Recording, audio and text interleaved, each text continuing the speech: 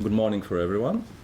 My name is Evaldas Visockas. I'm from Law Institute of Lithuania, and I was happy to participate in one of the most interesting projects, which is quite opposite to the, let's say, ideas of the conference.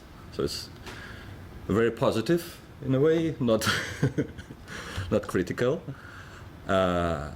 And we asked questions about how criminal justice system can affect the society, the communities, public, in a way that we will gain trust and confidence in these institutions. So I will start my presentations from the main ideas, then we'll move to some figures I've calculated, and then we'll make some conclusions. Fiducia project ideas. We've changed question from why people break the law, which is quite usual for criminology, for analysis, and moved to the question, why do people comply with law? Which is very important, because if we think about the background, about the punitive attitudes in society and policies of criminal justice system, we are not solving a lot of problems. We have prison overcrowding, we have huge expenses of criminal justice system. If you think if it's efficient, effective, it's not always a positive answer. And the second idea behind the project is that normative compliance can be used instead of instrumental compliance. So people, if you look at people, you can see that usually people comply with the law because it's the right thing to do, not because we are afraid of punishment. So that's the ideas behind the project. So let's see how it works. What we expect from trust-based policy, I'm not sure if it works perfectly 100%, so it's just an ideas. So when we speak about trust-based policy, what we expect, so if people trust in justice system, that leads to legitimacy of institutions of criminal justice. It also leads to legitimacy of law in some way. And if people think that these institutions like police, courts, prosecutors, they work fairly, we treat them fairly, that leads to the compliance with law.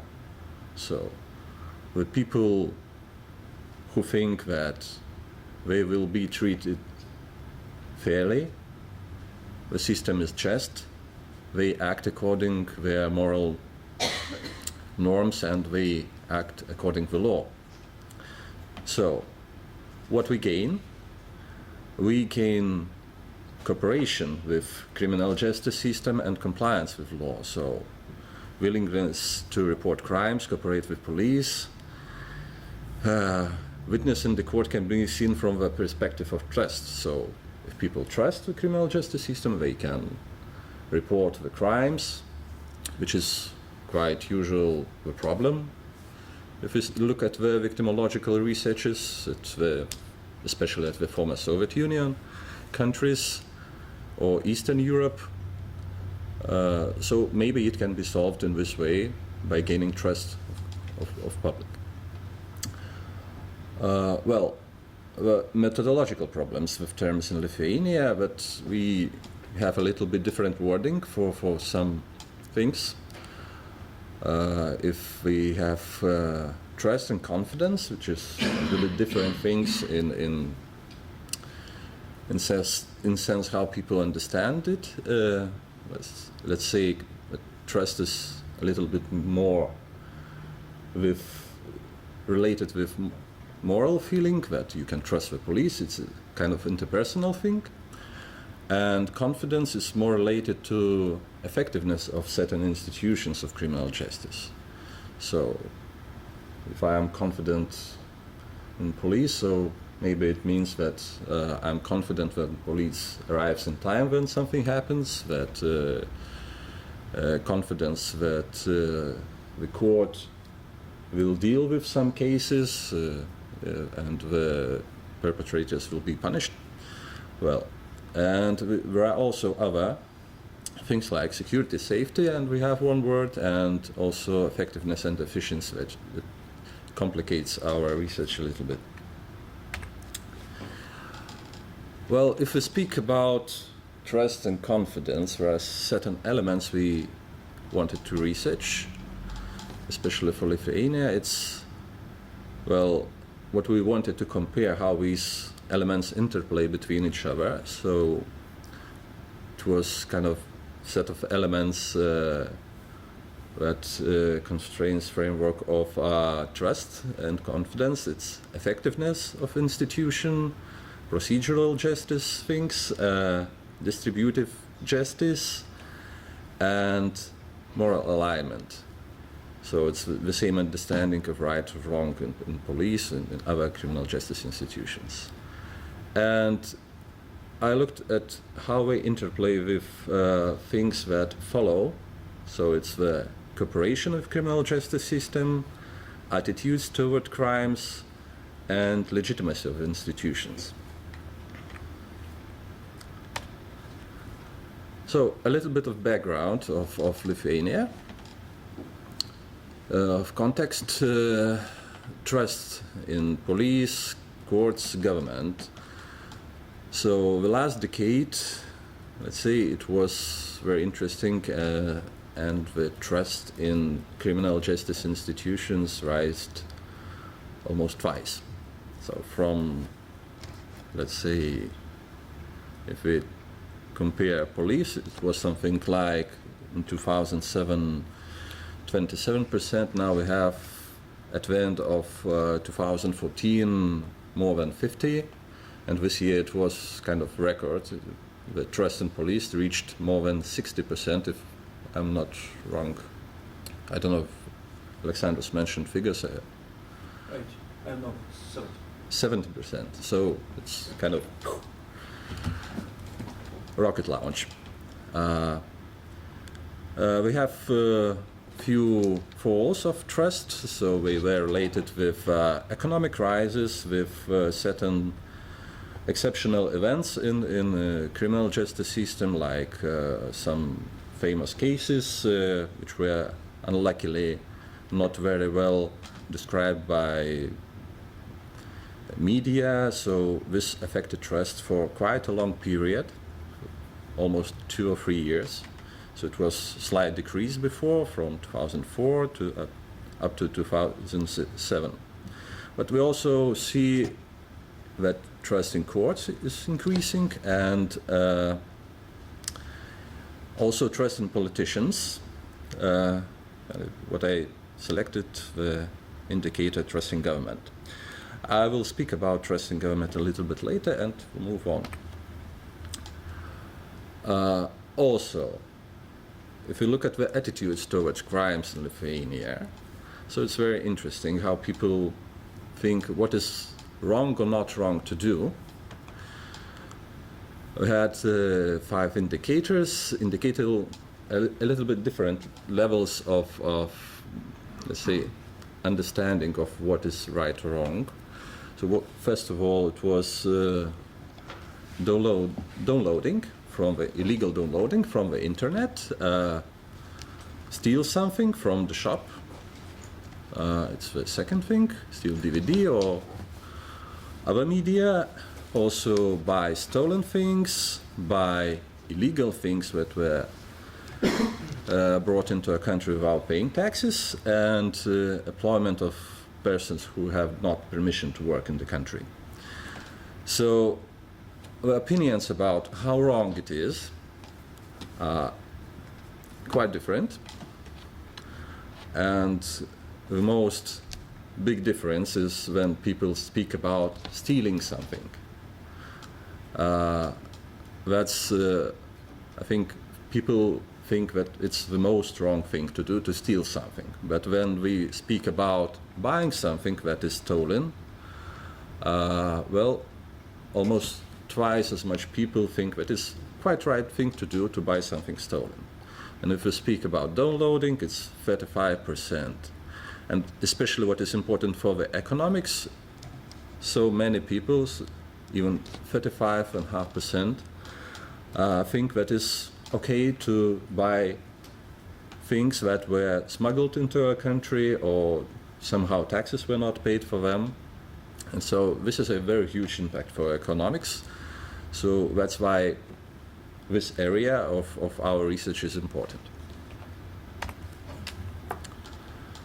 Well, next thing what I've done, looked a little bit at the correlations between trust in justice system and relations between these indicators I showed you earlier.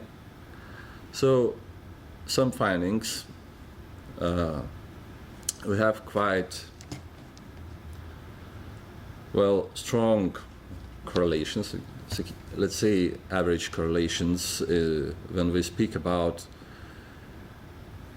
between trust in police and police doing good job, and how their effectiveness is evaluated. There are some questions like how good police is at preventing violent crimes, how good police are at catching people who committed house burglaries, how slowly or quickly police arrives at the scene. So if we ask people, so we can see the correlations that people trust the police more if they think that police is doing a good job in some ways. Well, if we speak about trust in justice system, we can see that the correlations are a little bit more moderate. They are not so strong, so I think that's the way that you ask questions. If you ask questions about the police, so you could have better correlations about the trust in police, not the whole criminal justice system. Well, trust in justice versus procedural justice. So, well, again, what we see, that if police treats people fairly, if police treat people with respect and fair impartial and fair decisions, we have also quite, in some ways, quite good correlations, but we are not very strong if we ask about how often police explain their decisions, etc. So the main point that how fairly, not fairly, how good the police treats the people, so that's the good correlation for trust in police. Well, what we see if we look at trust in justice system and some moral alignment with police. So if police has the same sense of right or wrong and how it affects trust in police. So we see also significant correlations, but they are not very strong, but at least they exist. So it will be quite a big number of tables. I will try to move quickly and to make conclusions at the end, what we found out. So if we look at another aspects about how trust and legitimacy interplays, so we also can find significant correlations, but they are, let's say, weaker, much weaker in this way.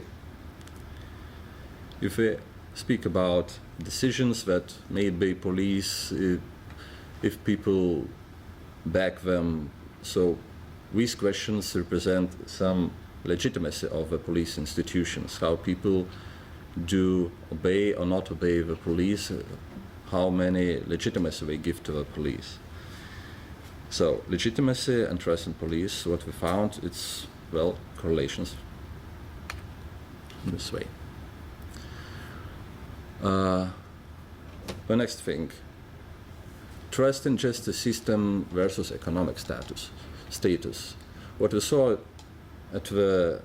when we looked at the diagrams of trust in government and police were certain presumptions that economic situation somehow influence trust in state institutions. That the police, which is representative of the state, is affected also in this way. So what we see, there is also impact. And we can see that if we look at how people are satisfied with current economic situation, it correlates with trust in justice system and also correlates with trust in police. Maybe this correlation is not very strong, but it exists. Well, what is interesting, how moral views affect some opinions of people, how wrong is to do something, to buy something stolen, how wrong is to violate traffic rules, how wrong is to claim exaggregated insurance compensation.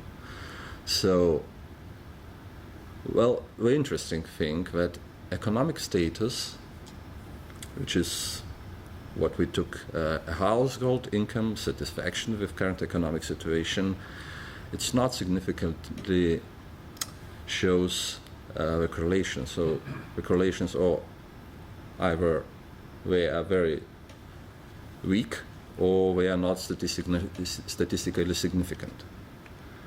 So there is no obvious relation between economic status of people and their moral views.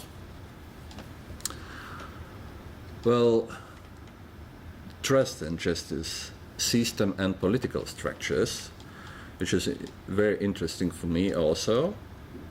So we have quite strong correlations. So we can see if people trust, I don't know, the direction of this relation exactly. Maybe if trust in police is very strong, so that they act fairly, they treat people fairly, they are effective, so people gain more confidence in the political system. But maybe it's vice versa. If they don't trust the politicians, or they trust politicians very much, so it contributes to the trust in police or trust in criminal justice system. So the relations are quite strong. So what leads further? So if we have legitimacy of the system, if we have trust in system, that we expect to lead to the cooperation of police. And if I ask direct question about trust, not just separate elements of trust, we cannot see the correlations between trust and cooperation with police. So that means that is not necessary. If people trust the police, they will cooperate. So that's not very obvious evidence in these calculations.